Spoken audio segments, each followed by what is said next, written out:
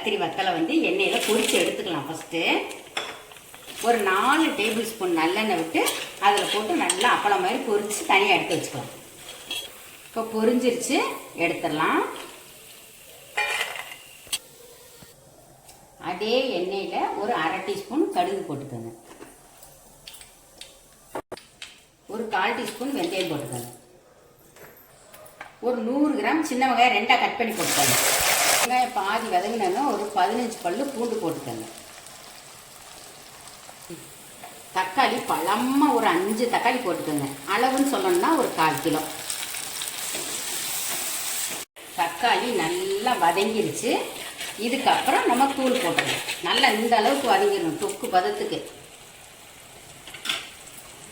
ஒரு 1/4 டீஸ்பூன் மஞ்சத்தூள், ரொம்ப போடாதீங்க, கலர் மாறிடும்.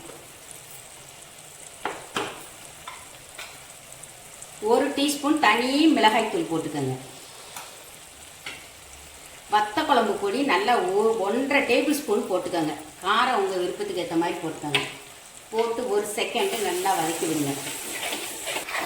இப்போ வதக்கியாச்சு. இப்போ நம்ம என்ன பண்ணலாம், ஒரு எலுமிச்சம்பழம் சைஸு புளியை கரைச்சி ஊற்றிடுங்க.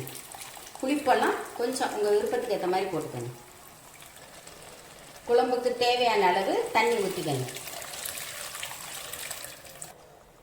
ஒரு இனுக்கு கருவேப்பிலை எடுத்து போட்டுக்கோங்க. சும்மா ஒரு 2 கல் உப்பு போட்டுக்கோங்க இப்போதைக்கு. அதுக்கப்புறம் தான் உப்பு சேர்க்கணும். இப்போ ஒரு கலந்து காரத்தை செக் பண்ணிக்கோங்க எப்படி இருக்குன்னு. உப்பு காரம் எல்லாம் கரெக்டாக இருக்குது. இப்போ ஒரு கொதி கொதிக்கட்டும். இப்போ நல்லா ஒரு கொதி கொதிச்சிருச்சு. இப்போ இந்த வறுத்து வச்ச வத்தலை போடுங்க. வத்தல் போட்டுட்டு 2 பச்சை மிளகா போடுங்க. இப்போ உப்பு போடுங்க. ஏன்னா இந்த வத்தலை உப்பு போட்டிருக்கோம், அதனால இப்போ செக் பண்ணிவிட்டு வத்தலைன்னா இப்போ உப்பு போட்டு தீயை வந்து மீடியமாக வச்சு ஒரு 10 நிமிஷம் கொதிக்க வைங்க. தண்ணி வத்திடக்கூடாது, ரொம்ப பார்த்து.